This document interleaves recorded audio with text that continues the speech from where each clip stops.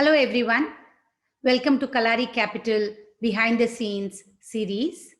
Today, we have Manu Jain, Managing Director of Xiaomi India, joining us to share his learnings and insights from his experiences as both an entrepreneur as well as someone who has truly scaled businesses. Manu, I'm so pleased to have you on this behind the scenes episode. Thank you so much for sharing your learnings and insights with us. Thank you so much, Vani, for inviting me. I've been a huge fan of you and what you have done at Kalari. So, my pleasure being here with you. Manu, you are someone who's very unique. You take bold bets, you take many risks or what others perceive as risks. For example, the whole story, which many people know about bringing Xiaomi to India. But the question for you is really, do you have a different framework, how you evaluate opportunity and risk that allows you to make these big leaps? So, I've taken risk a few times in my life. Maybe I'll just go and tell you about like each of these incidents. But each of these times when I took risk, I really didn't know what I was doing, right? My first big risk, I don't know if you know this one, but I was a very mediocre student in school, right? And I didn't know what I will do in my life. So the first big risk that I took was I accidentally got into a government college. And by the time I didn't know what IITs were. So when I went into that college, people asked me like, "Oh, you got such a great rank and everything. You didn't apply to any IIT." So I then came to know that there's something called as IIT. So I dropped up from the college. And for my dad, it was a big thing because we were from lower middle class and paying the government fees, government college fees, and not getting an admission. And still not getting an admission was a big thing for him. So I decided to do it. But things turned out to be well because next year I got into IIT. When I went into McKinsey, I worked at McKinsey for 5 years, and then decided to leave McKinsey without having anything, without having knowing anything. And the only thing that I knew was I want to do something in tech because I saw such great companies like Amazon, Facebook, Google's of the world changing the world. And most of my work at McKinsey was still with more traditional brick and mortar companies. And I want to do something in tech. So I just left. A lot of people, including my mentors at McKinsey, told me I was taking a big risk. Probably it will not work out. But somewhere in my heart, I knew that if I work hard and if I maybe like I can do something in the tech space, and that's how Jabong happened. And then after running Jabong for a few years, again I left Jabong, exited Jabong, thinking that I want to do something in smartphone space because I saw smartphones changing the world, changing the country, and I didn't know Xiaomi will ever happen to me. So some of these times I've taken risk. Luckily, it worked out well for me. But I don't have. I wish I had a formula to share. But every time I just had a conviction that I was doing the right thing. Or at least I was directionally moving in the right direction. That's what I knew. But I didn't have any specific formula that I could share. You are one of the few people who have built a massive Indian brand. I think before 2014, I wonder if anyone really in India knew about Xiaomi, But you have, in a very short period, built a great brand that cuts across social and cultural barriers. So, what are your insights around building a brand, especially building a mass brand? You're right, Vani. First time I came to know about Xiaomi was in 2013 when I was running Jabong. And I came across this blog which said this is a startup which is building smartphones and really good quality smartphones. And there were no Xiaomi phones available in India. So I wanted to test it out. A friend of mine was going to Singapore. I asked him, "Can you buy this smartphone for me?" He brought back a phone which the company was selling at that point of time. I used it for a few months and I fell in love with it. That's how I got connected to the founder of the company. That's how we became friends. And then later on, when I was thinking of doing something in Xiaomi and Xiaomi was looking to enter India, that's how the marriage happened and they asked me to start Xiaomi in India. And so when we started in 2014, the realistic story is that nobody knew about Xiaomi. In fact, a lot of people said this is the wrong thing because the entire market was offline. We were planning to go online and we had zero marketing budget. So people said the way to sell smartphone, that too, if you want to be, you have the aspiration to be a mass brand, you should be present in offline through lakhs of shops. You should be spending tons of money in marketing, in cricket, in IPL, and you're making a mistake by not being present over there. To be honest, at that point of time, I was nervous. I didn't know that we were doing the right things. A lot of times I had self-doubt. I thought maybe we will fail because a lot of people were saying that we will fail. So I thought maybe they are right, maybe we will genuinely fail. Uh, but uh, uh, the first time I got a conviction that we were moving the right direction was when we brought in a small test quantity of 10,000 units, and then we tried selling it on our partner platform, Flipkart. And 500,000 people turned up to buy this product without spending a single dollar on marketing. And Flipkart crashed for the first time in the history of Flipkart. So then we realized that we're onto something big, and then India is changing.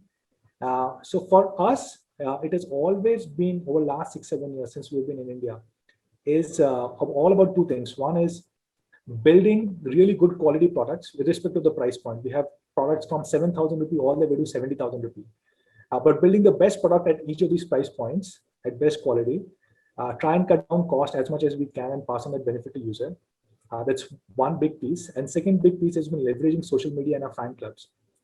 So we don't spend a lot of money on marketing or advertising. For the first years, we literally spent $0. The last few years, we've still spent some money, but still significantly smaller. But how do we leverage social media, digital platforms, and how do we leverage our fan clubs? That has helped us build this brand or some sort of a cult following within the tech enthusiast. So that has been our success mantra of building a brand in such a short period of time without spending marketing dollars. You also have a great personal brand. You focus on sharing generously about your team, about life, about your leadership insights. So for those who want to sort of emulate you, right, what advice do you give on building strong personal brands and why it's important to invest in doing so? Having a strong personal brand helps, especially if you're thinking of building a B2C business or a B2C brand. I think for anybody, I think it helps, like whether it is a B2C business or B2B, but more so in B2C, because then people can relate who is the person behind the company, who is the person who is taking decisions and how he or she is thinking. So that way, I believe, especially for B2C brands, it helps a lot. For me, like the fun part is by nature, I'm an introverted person.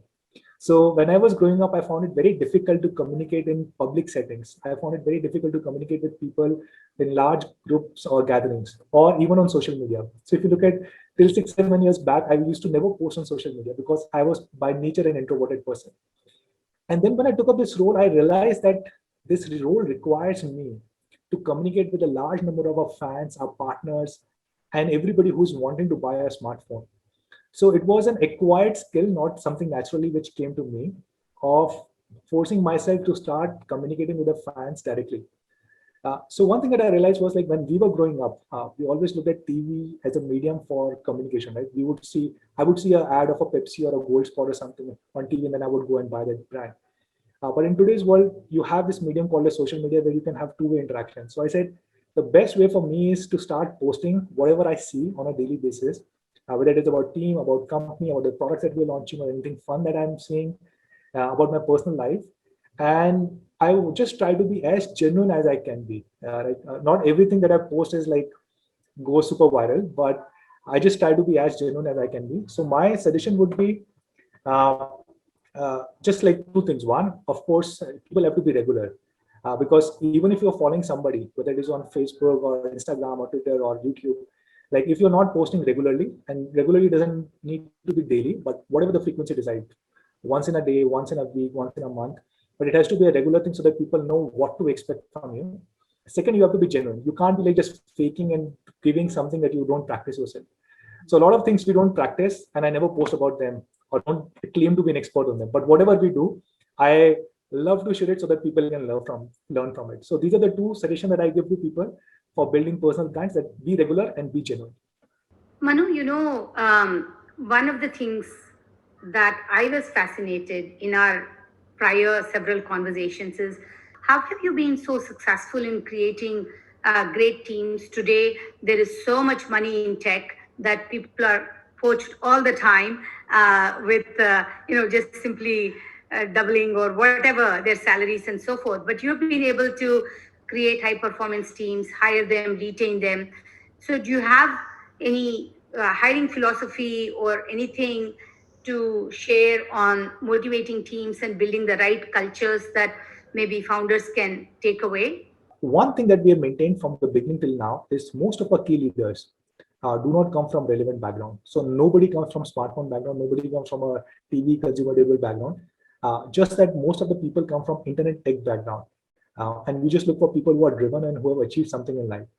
Like our India COO is a person, Murli, who was the India head of eBay. He was a country manager for eBay. Our India CBO is a person who was a very senior person at Snapdeal. He joined us from there for last 5-6 years ago. Our person who heads a Redmi brand, she was a chartered accountant. She used to work at one of the big four firms as an auditor. She joined as an account manager, then was heading her online sales. And now she heads Redmi business, which is a few $billion business. The person who heads a Me business was working at BCG, then was my chief of staff, and now heads our Me brand. Person who heads our online sales, he again came from an e-commerce company background. So you'll see a lot of these people, nobody came from an relevant background. That's the first thing that you will see across all the leaders. And because they don't come from relevant background, they don't have any kind of package. This is the way to do things. And they're always willing to try out new things and try out something which has never been done before. Second thing, this is true that a lot of like today, given the kind of situation that we are in, there are some crazy offers being floating around. And one thing that we did from the beginning, and we do it even now, is we try and ensure that everybody gets equity in the company. Before we went public, almost every single team member got equity, had equity, and significant equity. And some of their packages just grew 5x, 10x after we went public because the kind of equity packages that they had. And at leadership level, a lot of times, significant part of the comp, like majority of the comp is in equity, which works both for the company and for the individual. Because if the company does well, then individual can make a lot more money through equity than they can ever think of making through cash. So our cash packages are not the highest in the industry, but our equity packages are probably the highest in the industry, or one of the highest in the industry. So that way, luckily, we have not lost a lot of people, and that is a self-selection. So people who are looking for maximizing cash, inherently they do not join Xiaomi. So there's a self-selection. But people who are more committed from a long-term perspective and who are willing to work for equity. And luckily, in our case, now today our equity is almost as good as cash because we're a public company. But few years ago, it was not.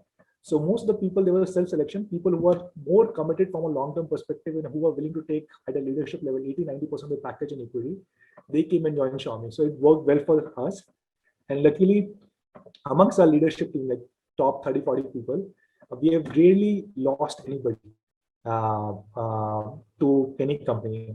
Few people have left because they want to start their own business or something, which we understand, but we haven't lost anybody because they wanted better compensation from any other company. One thing that we did from the beginning, I used to interview every single person. So till the time we were about 250-300 people, every single person, it was a rule before he or she were to join, the last interview will be with me. And then we relaxed that rule, I think when we crossed the 300 mark. And today there's a certain level, above that level, if somebody is joining, I interview that person. And I just think I don't check a lot of things about the capability, but more on the culture. And I believe it is, as the head of the company in India, it's my responsibility to ensure that culturally we are aligned. So that's the biggest thing that I look for in my interview. So as long as I think that person will be a good culture fit, I give my green signal. And then I let the team decide on the technical capability in other areas. But I am mainly responsible for the culture angle. I think there's lots of golden nuggets there to think, consider, and of course implement. There is a rise in D2C brands that we hadn't seen to the degree before. So what do you see India opportunity? How do you see India opportunity for the next decade? If you really think about this, right, India is very different from, say, US, Europe, and China, right? Because US, Europe, and China, most of the people started using internet a lot earlier, and a lot of people have laptop, desktops, tablets, and Wi-Fi. In India, this whole internet boom came over last few years thanks to data and thanks to smartphones, good quality smartphones. 90% of the people still use internet on just one single device, which is a smartphone, right? So, and if you go to even smaller towns, a lot of people now, thanks to social media, Facebook, Instagram, Twitter, YouTube, they know what is happening across the world and they want to buy good quality products. So I am extremely bullish on the new direct to consumer brands which are being built. Some of them are building great quality product. And the reason why I am a big believer of D2C, because that's something that we saw at our end also. Before we came in, the traditional way of selling smartphone, if or even if you look at any of the products, say a watch or a t-shirt, if the product is 100 rupees, by the time you give it to a national distributor, then a state distributor, then a city distributor, then a retailer, and it reaches the consumer, it typically becomes, depending upon which industry you are in, becomes 150 to 200 rupees. So the consumer is paying that 50 or 100 rupees extra, not because the company is charging it, but because there's a huge distribution change involved in it. And that maybe worked well in FMCG 50 years ago, but that's not the right model that a lot of companies should follow now. So I genuinely think if you have a great quality product and if you try and sell it directly to consumers, either through your own platform or through your own stores or through other digital platforms, it actually makes a lot of sense. You can cut down a lot of distribution costs and pass on the benefit to user. And if you have a great quality product at a great price, why not? Consumers will come and buy it. That's what I would say. Having said so, there's also a possible risk. Whenever you're building a B2C, a D2C brand, you need to be a lot more careful about word of mouth and what people are saying on social media, because that's what people are reading and then coming and buying your product for. So you have to be a lot more careful than as compared to other brands who are more traditional in nature, because even if over there people are maybe not happy, but they may not complain, and the users of those brands are not actually looking for comments on social media or on digital platform. But in your case, people are. That's how they're coming to know about your brand and buying. So you have to be a lot more careful of your product quality, of your product features, and you need to ensure that your reputation online should be pretty good. No, Manu, this has been really a very fascinating conversation, and thank you so much for sharing so many wonderful insights. And wish somehow we could get you to mentor every founder out there. Thank you so much, Mani.